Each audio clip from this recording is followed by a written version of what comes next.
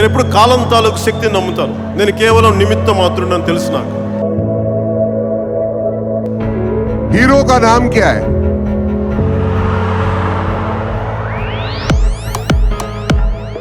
And the gentleman said, Power Star Pawan Kalyan. ఇంత పెద్ద సినిమాని ఇన్ని కోట్ల మంది జనం మనసుల్లోకి ఒక్కసారిగా తీసుకెళ్ళిపోగలిగిన సత్తా ఉన్నవాడు ఎవడు? It's not easy to be a star and it's not easy to be power star. Power star పక్కన నించోవడం నా లైఫ్లో జరిగిన ఒక గొప్ప విషయం. I don't know, I'm like a major fan of Pawan Kalyan sir. అతగాడు మితభాషి, నిత్య సత్యాన్వేషి, అర్జునుని వంటి ఒక అజ్ఞాతవాసి.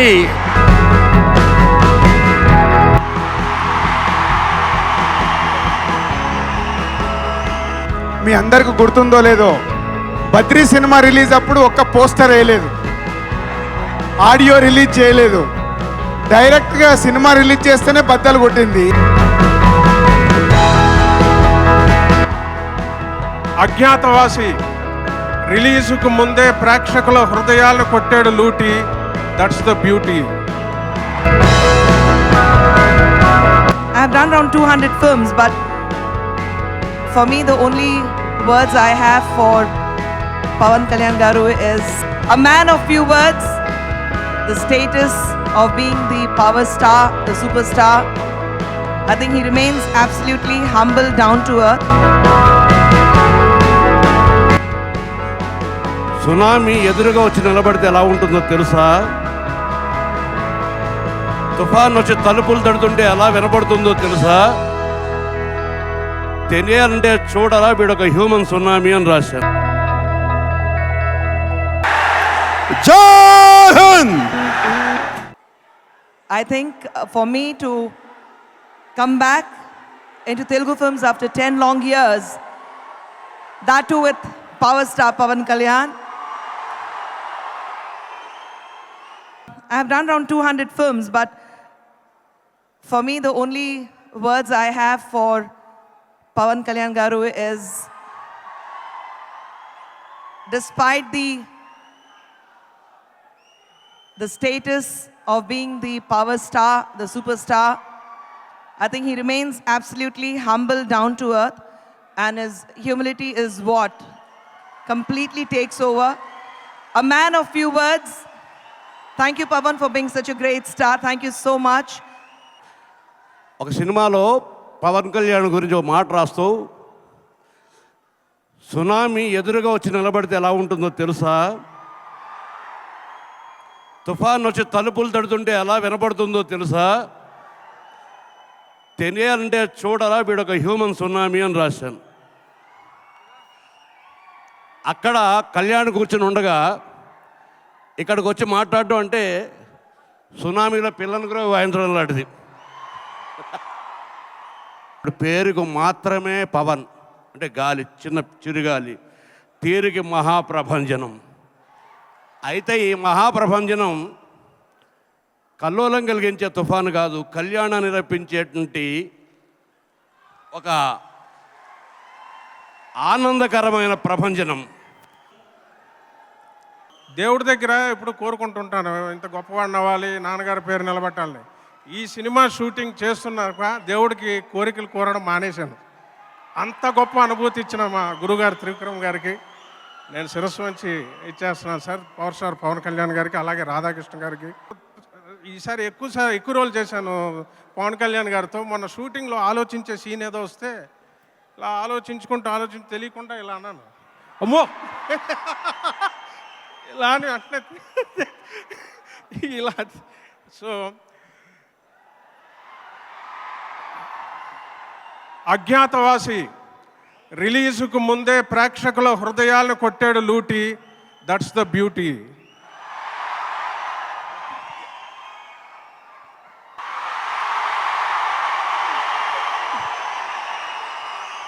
మీ అందరికి గుర్తుందో లేదో, బద్రీ సినిమా రిలీజ్ అప్పుడు ఒక్క పోస్టర్ వేయలేదు, ఆడియో రిలీజ్ చేయలేదు. డైరెక్ట్గా సినిమా రిలీజ్ చేస్తేనే బద్దలు కొట్టింది. అజ్ఞాతవాసికి ఇలా జరిగితే రేపు ఏమి జరగబోతుంది? జనవరి 10th రోజు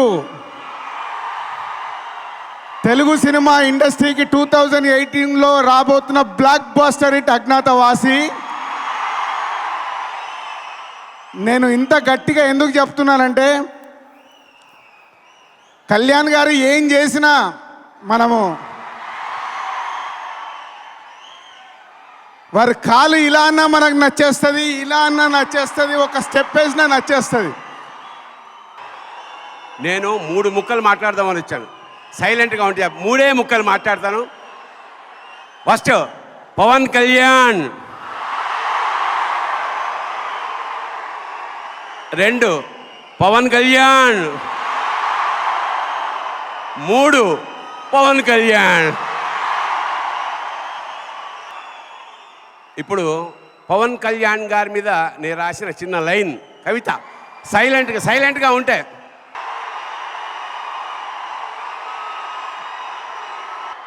అతగాడు మితభాషి, నిత్య సత్యాన్వేషి, అర్జునుని వంటి ఒక Agnyaathavaasi.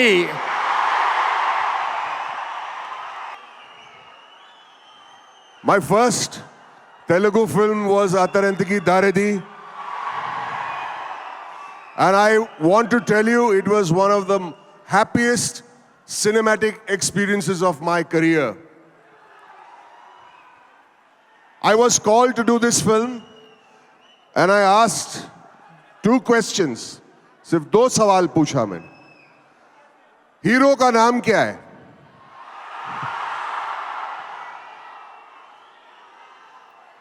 And the gentleman said, Power Star Pawan Kalyan. I said, very good. Director का नाम क्या है? And he said, Trivikram Garu. And I said, no more questions. I don't want to know the script. I don't want to know my role. I don't want to know the money. I am doing this film. ఆయన అక్కడ కూర్చున్నప్పుడు మాట్లాడటం చాలా కష్టం. ఆయన వైపు చూడబోట్లేదు నేను. షూటింగ్లో కూడా చాలా తక్కువ మాట్లాడాను సార్ తోటి. అదేంటని తెలీదు, ప్రేమ భయమా, I don't know. I'm like a major fan of Pawan Kalyan sir. అంటే మీరందరూ సినిమాల్లో ఆయన వచ్చిన తర్వాత ఆయన ఫ్యాన్స్ అయ్యారు. నేను చిన్నప్పుడే ఆయన ఫ్యాన్ని. మా ఇంటికి ఒకసారి సార్ వచ్చినప్పుడు ఒక కొత్త ఎల్డి ప్లేయర్ని ఒకటి తెచ్చారు మా డాడీ. అది ఎలా కనెక్ట్ చేయాలి మా ఎవరికి తెలియదు. పొద్దున్న వచ్చింది సాయంత్రం దాకా దాన్ని ముందు పెట్టుకుని కూర్చొని చూసాము, కానీ దాంట్లో సినిమా చూడలేదు మేము. కళ్యాణ్ గారు వచ్చేటప్పుడు అన్నయ్య ఇట్లా కనెక్ట్ చేయాలి కొంచెం మీకు తెలిసే అని అడిగితే ఒక హాఫ్ అన్ అవర్ ఆయన కూర్చొని ఆ వైర్లో 100 వైర్లోనే దానికి మొత్తం కనెక్ట్ చేసి మాకు జురాసిక్ పార్క్ మూవీ సినిమా చూసాం సార్. సో అప్పటి నుంచి ఆయన సినిమా షూటింగ్కి వెళ్ళి ఎక్కడైనా దూరం నుంచి చూడాలని చెప్పి నాకు అనిపించేది. థ్యాంక్స్ టు త్రివిక్రమ్ సార్ ఈ ఆఫర్ ఇచ్చినందుకు. ఆయనతో పనిచేసి ఒక భాగ్యం కలిగింది.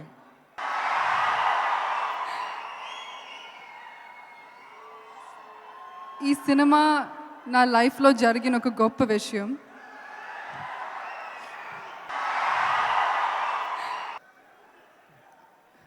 నేను ఎప్పుడు చెప్తూ ఉంటాను, పవర్ స్టార్ పక్కన నించోవడం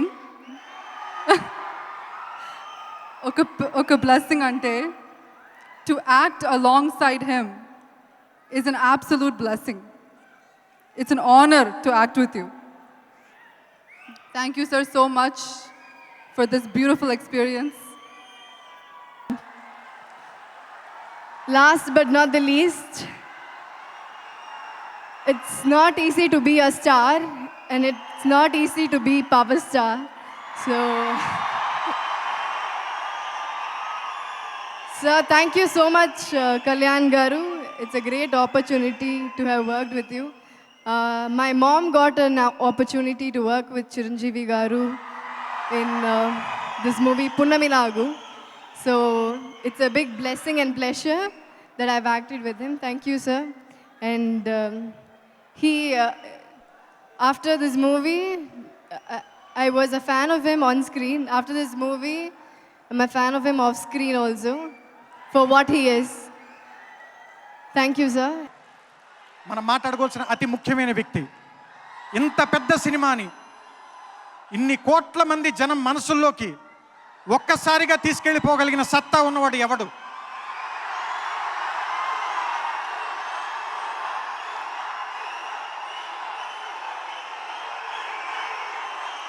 మన ఇంటి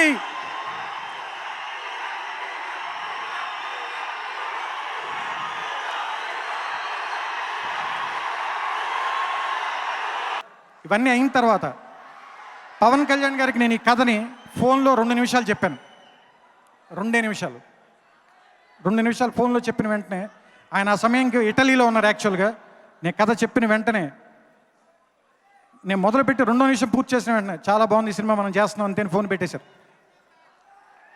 ఆ రోజు నుంచి ఈ రోజు దాకా నన్ను ఒక్క ప్రశ్న కూడా వేయలేదు. నేనేమడిగితే అది చేశారు. నాకు తెలిసి ఈ సినిమాలో కళ్యాణ్ గారి నట విశ్వరూపం చూస్తారు మీరు.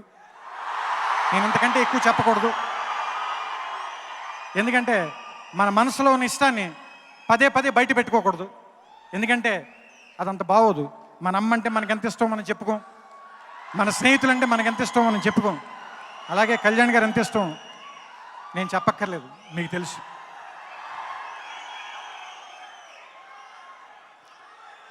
ఆయనతో మళ్ళీ కలిసి ప్రయాణం చేసే రోజులు మరిన్ని రావాలని సినిమాల పరంగా మనస్ఫూర్తిగా కోరుకుంటూ, మీరందరూ కోరుకునేంత ఉన్నతమైన స్థాయికి ఆయన వెళ్ళాలని మనస్ఫూర్తిగా మనందరి తరఫున ఆ భగవంతుని ప్రార్థిస్తున్నాను, కోరుకుంటున్నాను.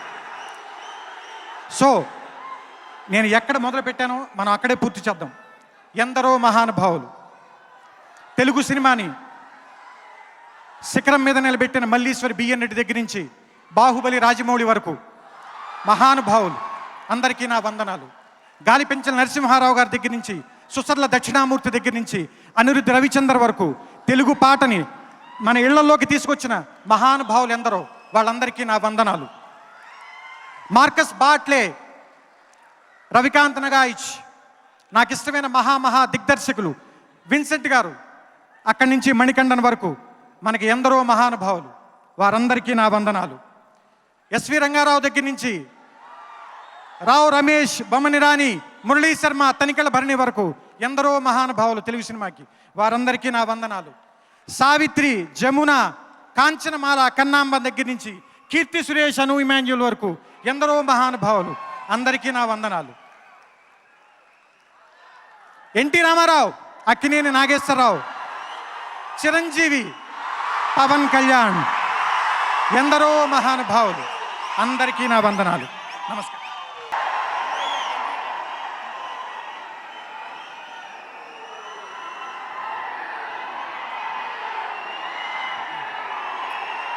ఎవరికో కొంచెం లోపలికి వచ్చేటప్పుడు దెబ్బలు తగిలాయని నాకు తెలిసింది.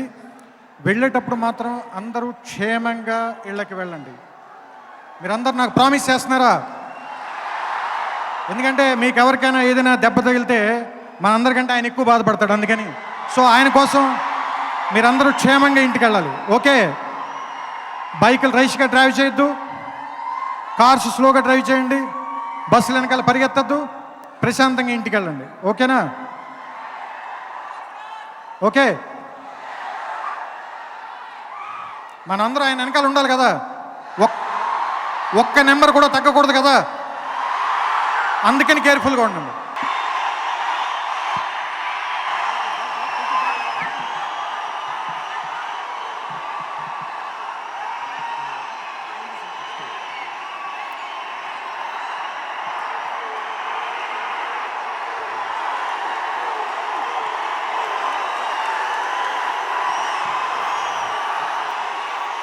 ఇంత ప్రేమని, ఇంత అభిమానాన్ని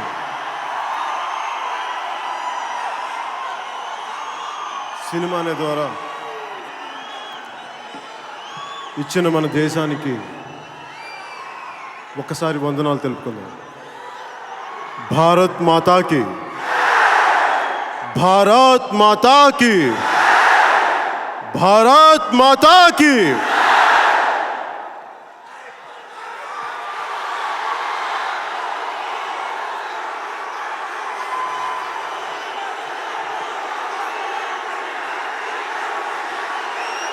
ఇక్కడికి వచ్చిన మీ అందరితో పాటు రాలేకపోయినా బయట ఉండిపోయిన మన అభిమానులందరికీ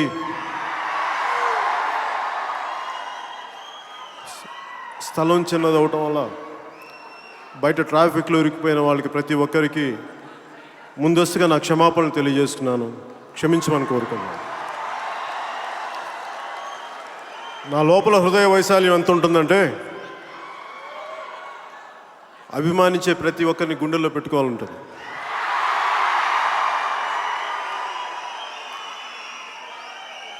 కానీ హృదయం వైశాల్యత ఉందా కానీ శరీరం చిన్నది. అందువల్ల దయచేసి మీ అందరికీ పేరు పేరున ప్రతి ఒక్కరికి, ఇది టీవీలో చూస్తున్న ప్రతి ఒక్కరికి పేరు పేరున ప్రతి ఒక్కరికి నా హృదయపూర్వక కృతజ్ఞతలు తెలియజేసుకున్నాను. నేను ఫిలిమ్స్లోకి వచ్చినప్పుడు నేను ఎప్పుడు ఇంత అభిమానాన్ని పొందుతానని అసలు ఏం అనుకోలేదు.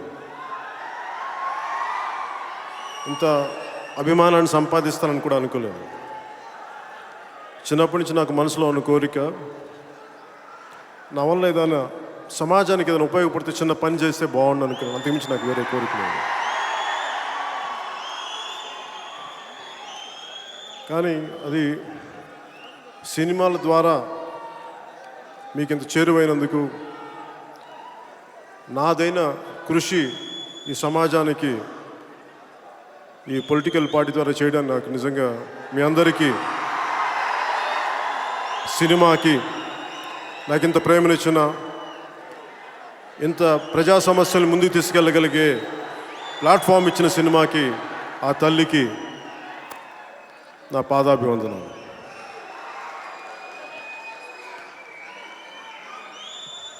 నేను సినిమాలోకి వచ్చినప్పుడు బిగినింగ్లో మా ఇంట్లో ఏం చెప్పారంటే, ఎన్ని సినిమాలు చేస్తామంటే నా ఉద్దేశంలో 10-12 సినిమాలు కనిపించాయి. అంతకుమించి నాకు ఎక్కువ కనిపించాయి కదా సినిమాలు. ఎప్పుడు ఖుషి తర్వాత ఇంకొక 5 సినిమాలు చేసి సినిమాల నుంచి వెళ్ళిపోదాం అనుకున్నాను. దానికి కారణం కూడా చెప్తాను. దానికి కారణం ఏంటంటే, నాకు దేశం చాలా గొప్పది, దేశం చాలా పెద్దది, అంతే తప్ప సినిమా చిన్నదని కాదు. కానీ మీ ప్రేమ ఏం చేస్తుందంటే నన్ను 12 కాదు 25 సినిమాలు చేసించేలా చేస్తుంది. ఈ 25 సినిమాల్లో ముఖ్యంగా ఖుషి తర్వాత, పోస్ట్ జానీ తర్వాత నేను ఎప్పుడు ఓటమికి ఎప్పుడు భయపడలేదు జీవితంలో. అలాగే గెలుపు కూడా ఎప్పుడు పొంగిపోలేదు. కానీ మనకి సంబంధం లేకుండా ఒకసారి మన పని చాలా అసూయ ద్వేషాలను ఇస్తుంది అనేది చిత్ర పరిశ్రమ తెలుసుకున్నాను. ఒకసారి నాకు ఇలాంటి అసూయ ద్వేషాల మధ్య సినిమాలు చేయాలంటే సినిమాల నుంచి విరమించుకోవడానికి నా మనసు ఎప్పుడు సిద్ధంగా ఉంటుంది. అలాంటి సమయంలో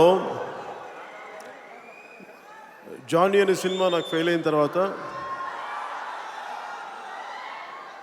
నాకు సినిమా పెద్ద ఓటమి నా పెద్ద ఏం అనిపించదు. కాకపోతే నా చుట్టుపక్కల ఉన్న ప్రతి ఒక్కరికి ప్రాణాలు పోయినంతగా తలగొట్టేసినట్టుగా వాళ్ళు ఎక్కువ బాధపడిపోతుంటే నాకు నిజంగా వైరాగ్యం, విరక్తి వచ్చింది. థామస్ ఆల్వా ఎడిసన్ బల్బ్ కనిపెట్టిపోయే ముందు 1000 సార్లు ప్రతిసారి ఫెయిల్ అయినప్పుడు ఆయన అంది ఏంటంటే, how not to invent a bulb. That's what set. ఫెయిల్యూర్కి ఆయన పెట్టుకుంది అది, ఇలా కాదు ఇంకోలా చేయాలని. అందుకే నాకు ఎప్పుడు ఓటమికి ఎప్పుడు కుంగిపోను. కానీ నా చుట్టుపక్కల ఉన్న వాళ్ళకి ఇబ్బంది అనిపించినప్పుడు నాకు ఇలాంటి సమాజం మధ్య ఇలాంటి వ్యక్తుల మధ్య ఉండకూడదని చెప్పి నాలో నేను ఒక గోడ కట్టేసుకున్నాను. విరక్తి వైరాగ్యం వచ్చింది, వెళ్ళిపోవాలనుకున్నాను.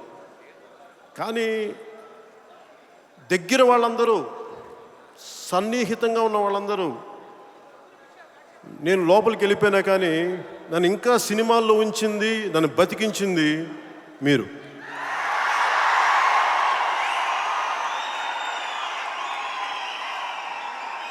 నేను చేయూతనిచ్చిన వాళ్ళు, నాకు నేను అండగా నిలిచిన వాళ్ళు నాకు ఎప్పుడు నిలబడలేదు, కానీ మీరు నిలబడ్డారు. మీ ప్రేమ,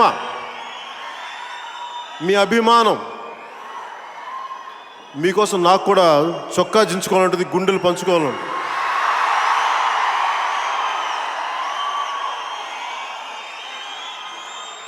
ఇందాక మన అభిమానులు ఒకళ్ళు వచ్చేసినప్పుడు నాకు ఆ అభిమానం నాకు తెలిసి ఎలా ఉంటుందో నేను అర్థం చేసుకోగలను.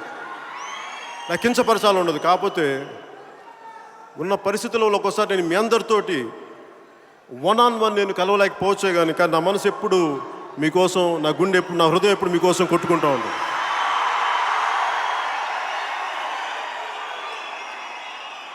అది నాకు ఇష్టమైన జెండా, మన భారతదేశపు జెండా. ఆ జెండా చూసినప్పుడల్లా నా గుండె ఉప్పొంగుద్ది.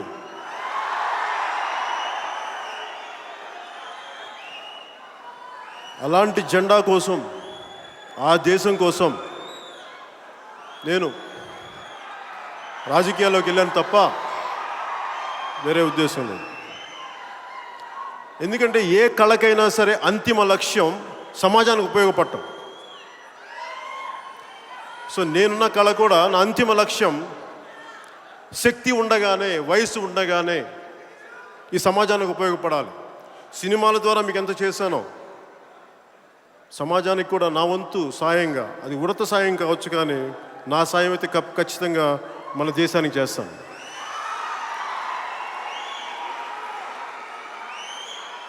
ఇందాక చెప్పినట్టుగా మీరు ఎంత అండగా అయితే నిలబడ్డారో, మీరు ఎంతైతే కోరుకున్నారో, నేను ఓడిపోకూడదు, కుంగిపోకూడదు అని ఒక్కోసారి నన్ను ఒక్కొక్కళ్ళు తిట్టేసేవాళ్ళు. నీకేదో శక్తి లేదు, నువ్వు రా, బయటికి రా అంటే నేనేం నమ్ముతానంటే నేను ఎప్పుడు కాలం తాలూకు శక్తిని నమ్ముతాను. నేను కేవలం నిమిత్త మాత్రుడని తెలుసు. నాకు కాలం తాలూకు శక్తి చాలా గొప్పది. నేను సినిమాల్లోకి వచ్చిన ఇంత మీ గుండెల నిండుగా ఇంత అభిమానం సంపాదించిన అది భగవంతుడు తాలూకు శక్తి, అది కాలం తాలూకు శక్తి నమ్ముతాను కానీ నాదని నేను ఎప్పుడూ నమ్మను. నేను కేవలం ఒక పరికరాన్ని మాత్రమే, అది నాకు బాగా తెలుసు. కానీ నేను ఇలా ఉన్నప్పుడు నాకు శక్తి లేదు. అలాంటి సమయంలో నాకు భయం ఉండదు కానీ నిరాశ నిస్పృహలు ఉంటాయి. సినిమాలు వదిలేను, బయటికి వెళ్ళను. ఇలాంటి సమయంలో నేను అండగా నిలబడ్డ స్నేహితులు నిలబడలేదు, నేను చేయూతనిచ్చిన హితులు సన్నిహితులు నిలబడలేదు. కానీ ఎప్పుడో గోకులం సీతలో ఒక అసిస్టెంట్ రైటర్గా ఉన్న ఒక త్రివిక్రమ్ శ్రీనివాస్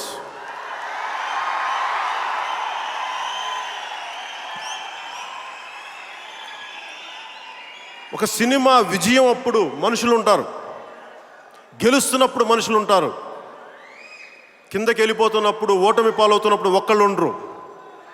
అది నాకు బాగా తెలుసు.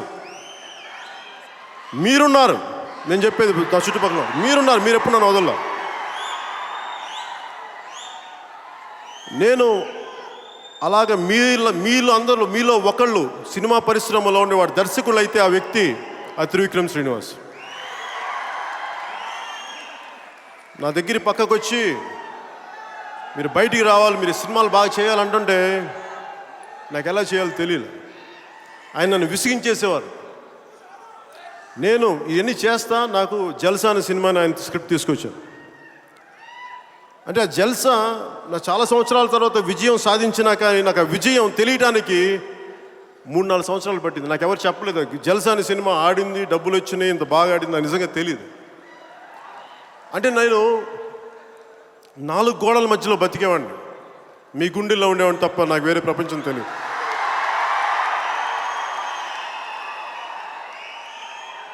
చాలామంది నా దగ్గర ఉన్న వాళ్ళు కూడా అంటూ ఉంటారు, త్రివిక్రమ్ శ్రీనివాస్ గారు మిమ్మల్ని గైడ్ చేస్తారు, మీకు సలహాలు ఇస్తారు, సంప్రదింపులు ఇస్తారంటే మేము దిగువ మధ్య తరగతి కుటుంబాల నుంచి వచ్చిన వాళ్ళం మేమిద్దరం.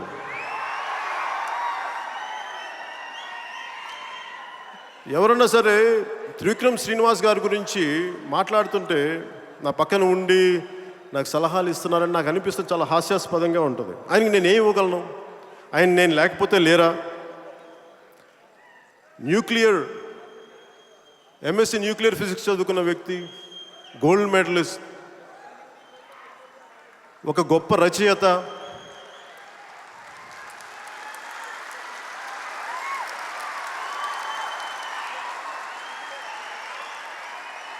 దర్శకుడు నాతోటి అవ్వలేదు, ఆయన స్వతహాగా అయ్యారు, సొంత శక్తి మీద అయ్యారు. నాలాంటి వాడికి ఆయనకి అవసరం ఏముంది? నేను కాకపోతే ఇంకొక హీరో, ఇంకో హీరో కాకపోతే ఇంకొకరు 100 మంది దొరుకుతారు. అంటే సృజనాత్మకత ఉన్న వ్యక్తికి హీరోలు ఎప్పుడైనా దొరుకుతారు. కానీ కేవలం మా ఇద్దరి మధ్య ఉన్నది కేవలం ఒకటే ఆలోచన విధానం. పెద్దవాళ్ళంటే గౌరవం, సినిమా పరిశ్రమ అంటే మాకు మోకరిల్లేంత గౌరవం, మోకాళ్ళ మీద తలబెట్టి మోకరిల్లేంత గౌరవం. ఇలాంటి భావజాలం ఎన్నో మమ్మల్ని దగ్గర చేసినాయి. ఓటమిలో పారిపోం, ఓటమిలో నిలబడతాం. గెలుపున్నప్పుడు మేము కనిపించకపోవచ్చు, కానీ ఓటమి వచ్చినప్పుడు మేము బయటకు వస్తాం. అలాంటి వ్యక్తుల మేతరం. సో త్రివిక్రమ్ గారికి నా రక్తం పంచుకు పుట్టిన నా కుటుంబానికి కూడా నేను కోప్పడలేదు, కానీ నేను త్రివిక్రమ్ గారి మీద కోప్పడగలను. నాకు ఆ చనువు ఉంది ఆయనతోటి.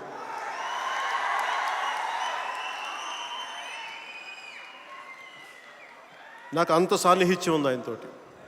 నేను పంచుకోగలను, మీతో ఎంత హృదయం విప్పి పంచుకోగలను, ఆయనతో కూడా నేను అంత విప్పి పంచుకోగలను. నాకు బలంగా నిలబడ్డ వ్యక్తి, నిరాశ నిస్పృహలకు లోనైనప్పుడు కొన్ని కవితలు చెప్పి, ఒక గుంటూరు శేషన్ శర్మని చెప్పి నన్ను ఉత్తేజపరిచిన వ్యక్తి. జల్సా సినిమా చేస్తున్నప్పుడు ఒక డైలాగ్ ఉంటుంది. చాలా చిన్న వయసు, అంటే వయసు ఉండగానే భుజాలు కుంగిపోయి బరువుకి ఒక టన్నుల బరువు పెట్టి కుంగిపోయినట్టు నీకు ఎప్పుడు అనిపించింది ఆ వయసులో? అంటే అలాంటి పరిస్థితులు నిజంగా నేను ఉండేవాడిని. దానికి కారణం నా మానసికంగా నేను ప్రపంచంలో ప్రతి సమస్య నా సమస్య అనుకునేవాడిని. అందుకే నాకు కుంగిపోయే భుజాలు, బాధ ఉండేది. కానీ నా దగ్గర పరిష్కారాలు ఏమైనా, సమాధానాలు లేవు. కేవలం బాధే ఉంది, ఏడుపే ఉంది, దుఃఖమే ఉంది, కన్నీళ్ళే ఉన్నాయి, ఇంకేం లేదు. కానీ నాకు వెన్ను తట్టి గుండెల నిండుగా ధైర్యం నింపింది త్రివిక్రమ్ శ్రీనివాస్. ఏమీ చెప్పలేదు. జల్సా సినిమా మధ్యలో చేస్తుంటే మీరు చూసిన ప్రతి కామెడీ సీన్ వెనకాల నేను దుఃఖంతో ఉండేవాడిని. ఆయన తీసుకొచ్చి గుంటూరు స్టేషన్ మీకు కరెక్ట్గా మీకు సరైన ఒక వ్యక్తిని పరిచయం చేస్తానని చెప్తే ఎవరో వ్యక్తి వస్తాడు అనుకున్నాను, కాదు, ఒక పుస్తకాన్ని తీసుకొచ్చారు. అది నా దేశం నా ప్రజలను. అది తీసుకొచ్చి చదువుతున్నప్పుడు నాకు డిప్రెషన్ పోయింది. ఈ దేశానికి ఏదో చేయగల నమ్మకం కలిగింది. అది నాకు ఆ స్ఫూర్తి, ఆ ధైర్యం గుంటూరు శేషేంద్ర శర్మ నాకు పరిచయం చేసిన వ్యక్తి త్రివిక్రమ్ శ్రీనివాస్. అందుకే ఆయనకి నేను మనస్ఫూర్తిగా జోహార్లు అర్పిస్తున్నాను.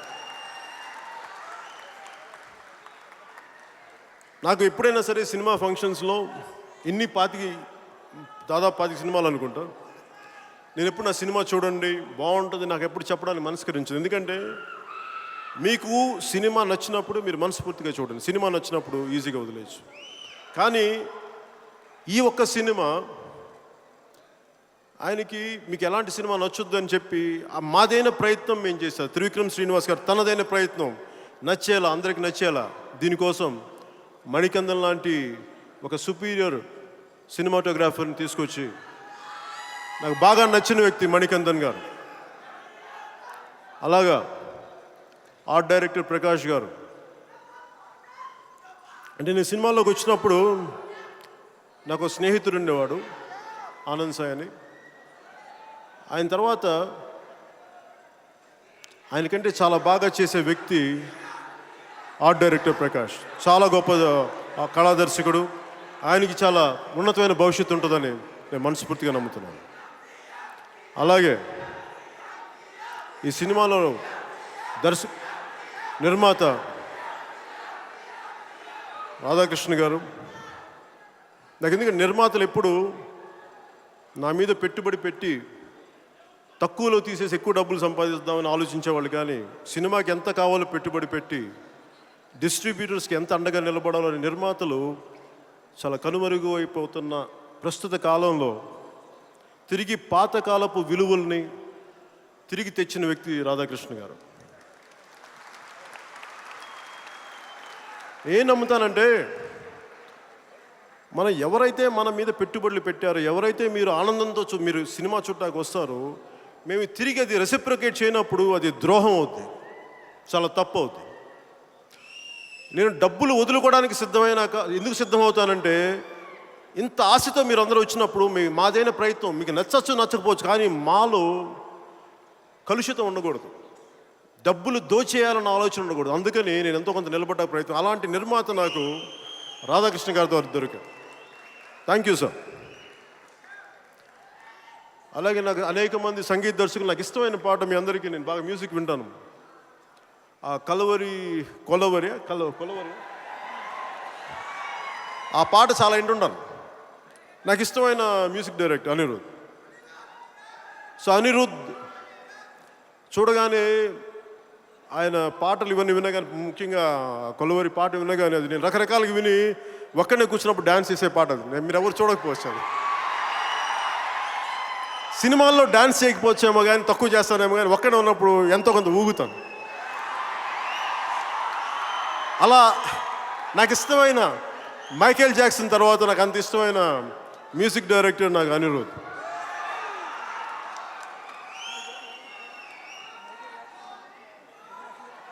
అలాగా ఇందాక ఆది గురించి చెప్పాలంటే, ఆది వాళ్ళ నాన్నగారితోటి నా మొదటి సినిమా చేయాలి, ఆయన డైరెక్టర్, కానీ కుదరలేదు చేయడానికి. అప్పటి నుంచి నాకు ఆది బాగా తెలుసు, చిన్నప్పటి నుంచి. అది ఏం చేసావు నాకు ఇందాక చెప్తుంటే 2-3 సార్లు చెప్పారు, కానీ నేను చేశాను నాకే డౌట్ వస్తుంది, మేబీ చేసి ఉండొచ్చు కూడా, అప్పుడు గుర్తు రావట్లా. థ్యాంక్ యూ ఆది, నైస్ వర్కింగ్ విత్ ఆది. అలాగా నాకు స్నేహితులు లాంటి శ్రీనివాస్ రెడ్డి గారు, నర్రా, నాకు ఇష్టమైన భరణి గారు, రావు రమేష్ గారు, శర్మ గారు, అలాగే బొమ్మని ఇరానీ గారు, ప్రతి ఒక్కరికి, ఇలాంటి మహానటులందరికీ ప్రతి ఒక్కరికి నా హృదయపూర్వక నమస్కారాలు, హృదయపూర్వక కృతజ్ఞతలు. మీ అందరికీ మనస్ఫూర్తిగా నేను తెలియజేసుకునేది, మాదైన వంతు మేము కృషి చేశాం. ఇందాక ఇప్పుడు చెప్పడం అను ఇమాన్యుల్, నా ప్రతిసారి కొంచెం అను ఇమాన్యుల్ అండ్ కీర్తి సురేష్ అంటే, నాకు ఎప్పుడు కూడా హీరోయిన్స్ తోటి సినిమాలు చేసినప్పుడు వారి గొంతు ఇవ్వటం చాలా తక్కువ సార్లు జరుగుద్ది. వాళ్ళ ప్రొఫెషనలిజంకి, వారి సిన్సియారిటీకి నా మనస్ఫూర్తిగా నేను ధన్యవాదాలు తెలియజేసుకున్నాను. అలాగే ఈ సినిమా అంతా భారతదేశం ప్రతి మూల నుంచి వచ్చిన ప్రతి ఒక్కరూ, బొమ్మని రాగాని దగ్గర నుంచి, కన్నడ నుంచి ఫైట్ మాస్టర్, అలాగే తమిళనాడు నుంచి మేడం ఖుష్బూ గారు, ప్రతి ఒక్కరు ఇలా దేశం అంతా కలిసి ఈ సినిమాలో అజ్ఞాతవాసిలో ఉన్నారు. The entire crew of this country is represented by every part of our nation. I'm proud of that. I take pride in it. మీ అందరికీ ఇంకొక మారు మనస్ఫూర్తిగా హృదయపూర్వకమైన కృతజ్ఞతలు తెలియజేసుకుంటూ, మీ ప్రేమ అభిమానాలు మనస్ఫూర్తిగా ఉండాలని కోరుకుంటూ సెలవు తీసుకున్నాను. జై Hind. This is Abhinav Gomatam. Hello, Nenu Avantika Mishra. Hello, this is Tarun Bhaskar. Please subscribe to TV5 Tollywood. Please subscribe to TV5 Tollywood. Please subscribe to TV5 Tollywood.